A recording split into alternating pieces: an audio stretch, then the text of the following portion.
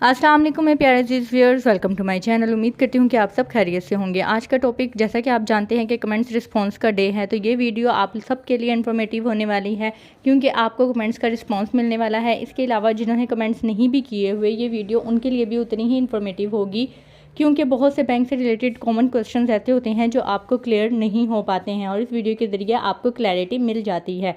तो बगैर टाइम को ज़ाया किए वीडियो को शुरू करते हैं। अगर आप मेरे चैनल पर न्यू हैं तो जल्दी से चैनल को सब्सक्राइब कर दें ताकि मेरी आने वाली हर इन्फॉर्मेटिव वीडियो आप तक रिसीव हो सके। सबसे पहले जो है ये मैं आपको बता दूं कि साइम आरजे ने डिसीज़ अकाउंट के ऊपर एक कमेंट किया था। उसमें उन्होंने कहा था कि 6 जैन को बंदा अगर मर गया है, 20 जून को पैसे आए, रिटायरमेंट कम्यूट फैमिली ने पैसे एटीएम कार्ड से निकलवा लिए, जबकि जिसका अकाउंट था बंदा पहले मर गया था, पैसा अकाउंट से एटीएम कार्ड से निकल गया। बाद में जब उसकी वाइफ के लिए पेंशन केस किए गए तो क्या इसका इशू हो सकता है? अगर हो सकता है तो हल क्या है? देखें, ज़ाहिरी बात है कि मैंने डिसीज़ अकाउंट की वीडियो में भी डीपली एक्सप्लेन किया हुआ है कि इस सिनेरियो में आपको इशू होगा क्योंकि ज़ाहिरी बात है कि अगर बंदा पहले से मर गया है और आपने जो है वो उसके पैसे उसकी वफ़ात के बाद निकलवाए हैं, तो ये सारी केस जब आप री ओपन करवाएंगे उनकी वीडियो के लिए, पेंशन लगवाने के लिए, फैमिली पेंशन लगवाने के लिए, तो फिर उसके लिए ज़ाहिरी बात है कि उनकी ये पिछले बंदे की तमाम तर स्टेटमेंट देखी जाएगी, ठीक है, जिसके ज़रिए उनको पता लग जाएगा कि उनकी वफ़ात के बाद भी पैसे निकले हुए हैं। अब उस केस में क्या होगा कि या तो आपको वो तमाम तर पैसे जो भी आपने डेबिट किए हुए हैं उनकी वफ़ात के बाद आपको वापस करने होंगे। अगर आप वापस नहीं करते हैं तो एक एफिडेविट लिख के देना होगा। एफिडेविट में क्या होता है कि वो फिर आपसे कुछ ना कुछ बयान हल्फी लेते हैं कि आपने ये पैसे निकलवाए हैं और जो भी फिर उनका प्रोसीजर होता है वो फिर उसके अकॉर्डिंगली आपसे रिकवर करते हैं। तो बेहतर, मैंने पहले भी यही कहा था कि बेहतर यही है कि आप पैसे ना निकलवाएं, ठीक है, और सिंपली जो है वो बैंक को जाके इंटीमेट करें कि बंदा जो है वो वफ़ात पा चुका है। फिर जो भी प्रोसेस होगा वो इजीली आपको वो अमाउंट उनके लीगल हेड्स को हैंड ओवर कर देंगे। नेक्स्ट है जी, study with me in Pakistan में आया कि my spouse is housewife, how can she open this account, source of income is word, I give her age savings.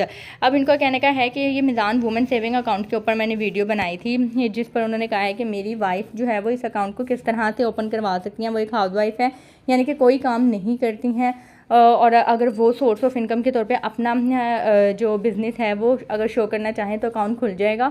तो बिल्कुल, मैंने अकाउंट ओपनिंग डॉक्यूमेंट्स की एक मेरी डिटेल में वीडियो है, उसके अंदर मैंने डिटेल में बताया हुआ है कि हाउस वाइफ किस तरह से अपना सोर्स ऑफ इनकम प्रोवाइड कर सकती हैं। मैं इसमें भी बता देती हूँ।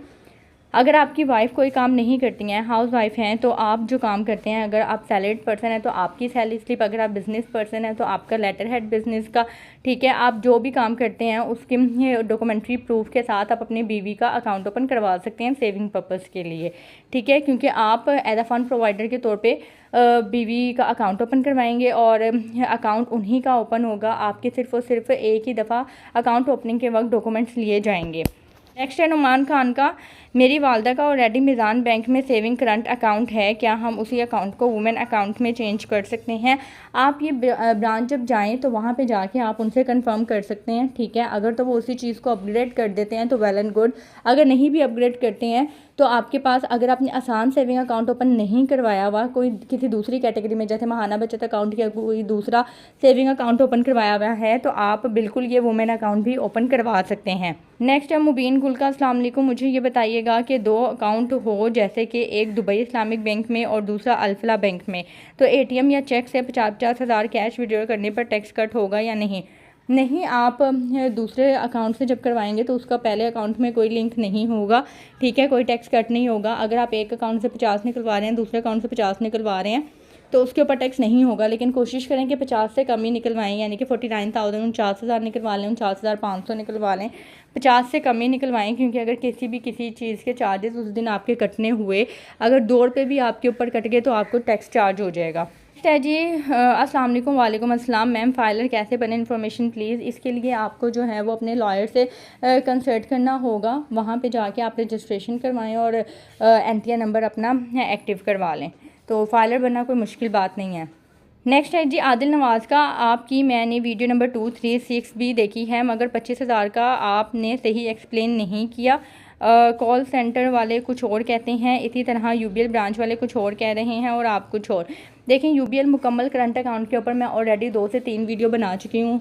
कमेंट्स रिस्पांस की वीडियो में भी मैं काफ़ी दफ़ा मुकम्मल अकाउंट के बारे में क्लैरिफाई कर चुकी हूँ, मैं इस वीडियो में भी कर देती हूँ। देखें, मुकम्मल करंट अकाउंट में क्या होता है, इसकी 2 समझ लें कि सिनेरियो हैं।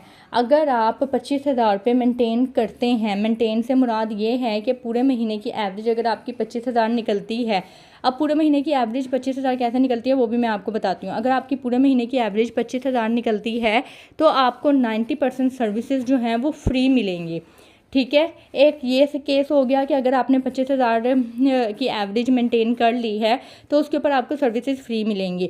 इन केस अगर आप 25,000 मेंटेन नहीं करते हैं तो क्या होगा, अगर आप 25,000 मेंटेन नहीं करते हैं तो मुकम्मल करंट अकाउंट के ऊपर आपको एक्स्ट्रा कोई चार्जेस नहीं होंगे।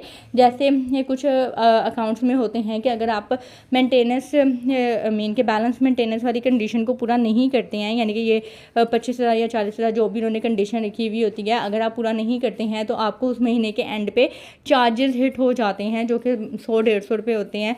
ठीक है, लेकिन इसमें वो चीज़ नहीं है। इसमें क्या है कि अगर आप 25,000 की एवरेज मेंटेन कर लेते हैं तो आपको सर्विसेज फ्री मिलेंगी, like chequebook, ATM card, payment order, ये एसएमएस सर्विस, ये चीज़ें आपको फ्री मिलेंगी। लेकिन अगर आप मेंटेन नहीं करते हैं तो आपको एक्स्ट्रा कोई सर्विस चार्जेस हिट नहीं होंगे।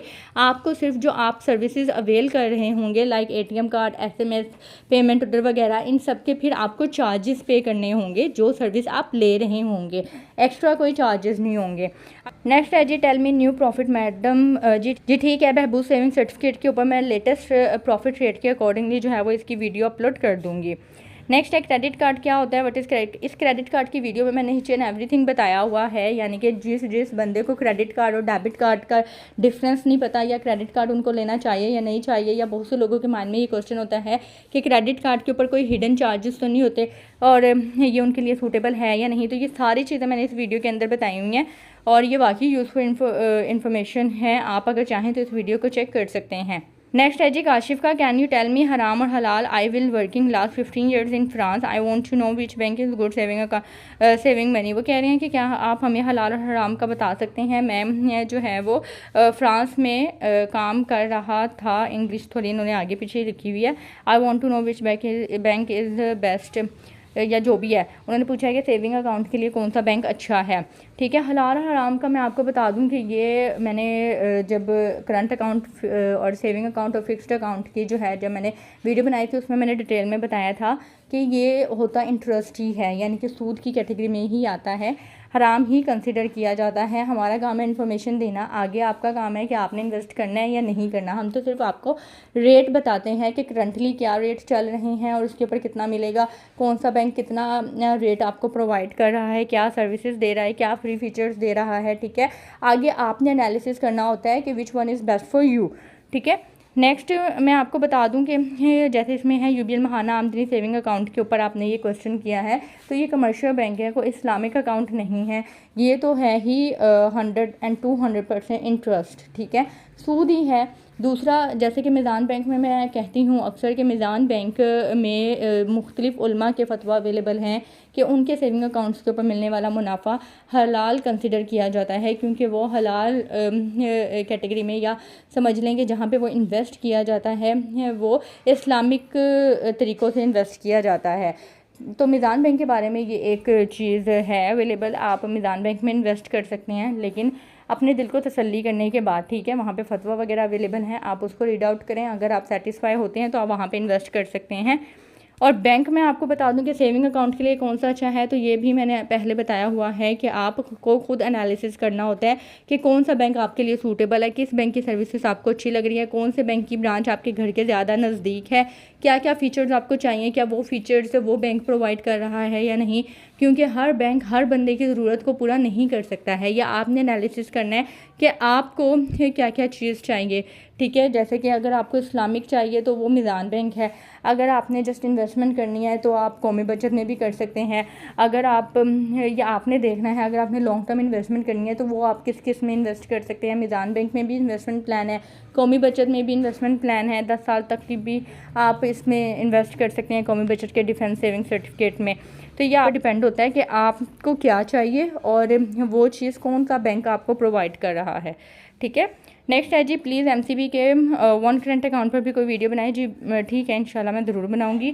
मीज़ान बैंक के कफ़ाला प्लान के ऊपर भी मैंने वीडियो बनानी है, इसके ऊपर भी वीडियो बनानी है। इसके अलावा बहबूद सेविंग के करंट रेट के ऊपर भी मैं इंशाल्लाह वीडियो बनाऊंगी। आप बस मेरे चैनल को सब्सक्राइब कर दें अगर आपने अभी तक नहीं किया है, ताकि जो है मेरी लेटेस्ट जितनी भी वीडियोज़ हों वो आपको मिल सकें। नेक्स्ट है डेविल के नाम से, can you please tell me which is best for saving, bank Alfalah और बैंक अल हबीब। अभी मैंने ऊपर एक्सप्लेन किया है कि सेविंग के लिए कौन सा बैंक अच्छा है, तो ये आपने खुद एनालिसिस करना है। नेक्स्ट है जी, freedom account debit card annual charges how much. देखें, फ्रीडम अकाउंट में 40 से ज़्यादा आपको मेंटेन करना होता है।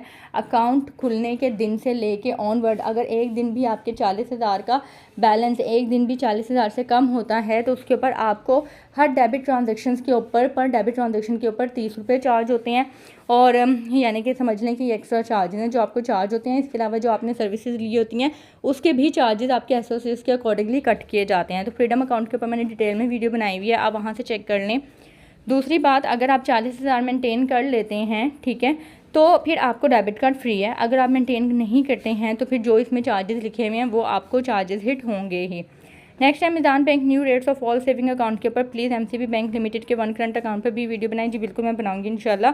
नेक्स्ट है जहांगरेज खान, ये सूद है या सूद से पाक है। मीज़ान बैंक, जैसा कि मैंने आपको बताया कि उलमा के फतवा इसमें अवेलेबल हैं कि इनके सेविंग अकाउंट के ऊपर मिलने वाला मुनाफा हलाल कंसिडर किया जाता है, क्योंकि वो इस्लामिक पॉइंट ऑफ व्यू से आगे इन्वेस्ट किया जाता है।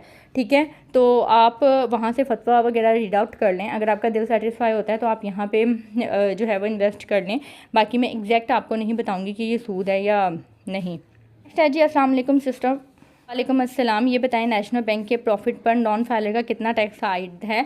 देखिए, नेशनल बैंक हो, कौमी बचत हो, मीज़ान बैंक हो, कमर्शियल बैंक हो, इस्लामिक बैंक हो, जो भी हो के ऊपर जो भी आपको प्रॉफिट मिलेगा, अगर उसके ऊपर विद होल्डिंग टैक्स एप्लीकेबल है तो वो टैक्स एक ही रेट से कट होगा। यानी कि अगर नॉन फाइलर है तो नॉन फाइलर को 35% प्रॉफिट का कट होगा। अगर आप फाइलर हैं तो फाइलर को 15%, यानी कि 15% फाइलर को प्रॉफिट का कट होगा। तो ये थी आज की वीडियो और आज के कमेंट्स का रिस्पांस। उम्मीद करती हूँ कि आपको पसंद आई होगी। अगर आपने वीडियो को यहाँ तक देखा है और चैनल को अभी तक सब्सक्राइब नहीं किया है तो जल्दी से चैनल को सब्सक्राइब कर दें। इसके अलावा वीडियो को शेयर कर दें उन लोगों के साथ जिन लोगों को इसकी ज़रूरत है। अपना ख्याल रखिएगा, दुआ में याद रखिएगा। मुझे इजाज़त दें। अल्लाह हाफ़िज़।